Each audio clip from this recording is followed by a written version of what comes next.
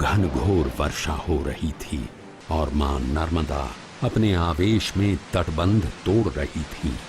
बाढ़ का जल गुरु गोविंद पाद के आश्रम की देहरी लांघने को उन्मत्त हो रहा था, जहां गुरु गोविंद पाद ध्यानस्थ थे। गुरु के ध्यान भंग की चिंता से व्याकुल हो उठा 8 वर्षीय शिष्य बाल योगी शंकर का हृदय, और उसके कंठ से फूट पड़ी मां नर्मदा की स्तुति। सबिंदु सिंधु सुस्खलत्तरंग भृंग रंजितम द्विषत्सु पाप जात जात तारि वारि संयुतम रुतांत दूत काल भूत भी।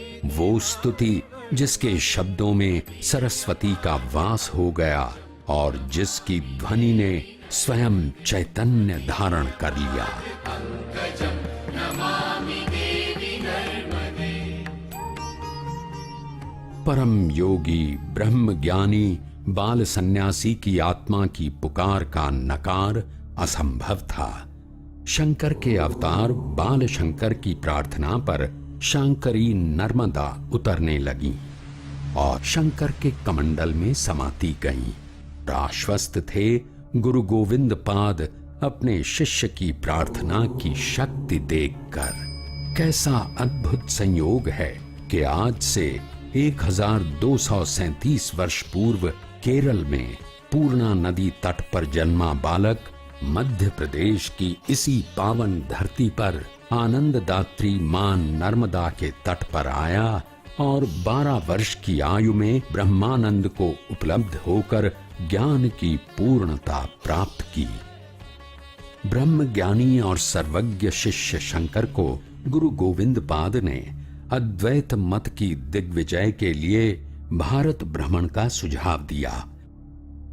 महाज्ञानी शंकर ज्ञान की दुंदुभी बजाने निकल पड़े। आदि शंकराचार्य ने देश में चारों दिशाओं में मठों की स्थापना कर उत्तर से दक्षिण और पूर्व से पश्चिम तक देश को सांस्कृतिक रूप से एकाकार करने का अपूर्व कार्य किया। दक्षिण उत्तर के लिए कोई सेतु है तो भगवान शंकराचार्य हैं। दक्षिण और उत्तर में जो संवाद पैदा कर सकते हैं, जो एकता स्थापित कर सकते हैं। कहते हैं भगवान श्री राम ने उत्तर से दक्षिण को जोड़ा, भगवान श्री कृष्ण ने पूरब को पश्चिम से जोड़ा, लेकिन आदि गुरु ने तो उत्तर दक्षिण पूरब पश्चिम चारों तरफ से भारत को जोड़ दिया। शास्त्रार्थ के माध्यम से धर्मनगरी काशी के महापंडितों को अद्वैत मत से सहमत कर इस धर्म योद्धा ने सप्त पवित्र नगरियों में से एक उज्जैनी में प्रवेश किया और कापालिकों को शास्त्रार्थ में पराजित कर उज्जैनी में अद्वैत ज्ञान की धर्म ध्वजा फहराई। आदिशंकर ने महिष्मती के उद्भट विद्वान कर्मकांडी मंडन मिश्र से भी शास्त्रार्थ किया। आदिशंकर के ज्ञान से प्रभावित मंडन मिश्र उनके शिष्य हो गए। ये एक दैवीय विधान ही है। जिस गुफा में तपस्या करके उन्होंने जाति संबंधों के बंधनों को त्याग भारतवासियों को आत्म तत्व और विशुद्ध तथा सर्वव्यापी तत्व ओम पर ध्यान लगाने की शिक्षा दी, वो गुफा मध्य प्रदेश के ओमकारेश्वर में ओमकार पर्वत में ही स्थित है।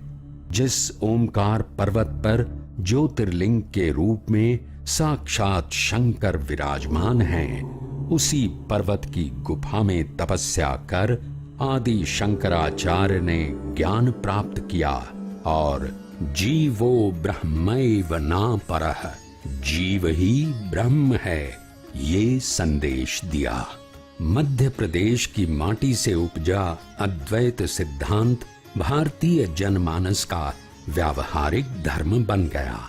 श्री शंकर ने 12 वर्ष की आयु में ब्रह्म ज्ञान प्राप्त कर उपनिषदों, ब्रह्म सूत्र तथा गीता के भाष्य लिख दिए। कई प्रमुख उपनिषदों के भाष्य तो श्री शंकर ने ओमकारेश्वर में ही लिखे।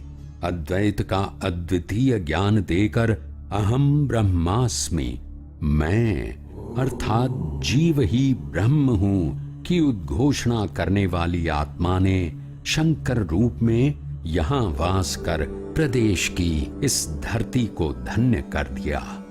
अद्वैत वेदांत दर्शन के प्रवर्तक, सनातन धर्म के पुनरुद्धारक एवं सांस्कृतिक एकता के देवदूत आदि शंकराचार्य और मध्य प्रदेश का संबंध बहुत ही गहरा और अटूट है।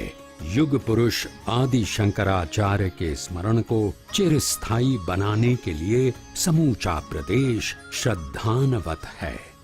प्रदेश में 1 मई 2017 को सभी 51 जिला मुख्यालयों में प्रकटोत्सव मनाया गया।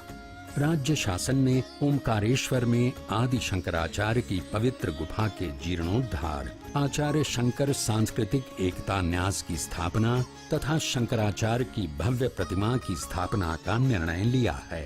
आज हमारा भी कर्तव्य है कि हम अपने संतों के मार्गदर्शन में इस वेदांत को, अद्वैत वेदांत को, अद्वैत के सिद्धांत को जन जन तक ले जाएं। और इसलिए मन में यह आया कि प्रकट पंचमी धूमधाम से मनाओ, शंकराचार्य जी के नाम की चर्चा हो, उनके दर्शन की चर्चा हो, वेदांत की चर्चा हो, उनकी भव्य प्रतिमा, उनके लिए नहीं हमारे लिए अष्टधातु की प्रतिमा ओमकारेश्वर में लगाई जाएगी। उसके लिए गांव गांव से धातु संग्रह का काम किया जाएगा ताकि गांव गांव में शंकराचार्य जी पहुंचे, अद्वैत वेदांत पहुंचे। हम सारे सन्यासी, हम सारे साधु आदरणीय शिवराज सिंह जी चौहान आपके साथ हैं। शंकराचार्य की प्रतिमा का जो आपके मन में विचार आया है, ये विचार मुझे लगता है ये विक्रमादित्य आपके भीतर जगा है, हर्षवर्धन आपके भीतर जगा है, भोज आप में जगा है।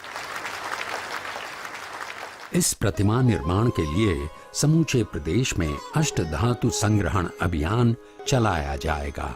भारतीय अस्मिता और राष्ट्रीय चेतना के आधार स्तंभ, सांस्कृतिक एकता और मानव मात्र में एकात्मता के उद्घोषक और अद्वैतवाद के अजेय धर्म योद्धा मात्र 32 वर्ष की आयु में स्वयं ब्रह्म हो गए।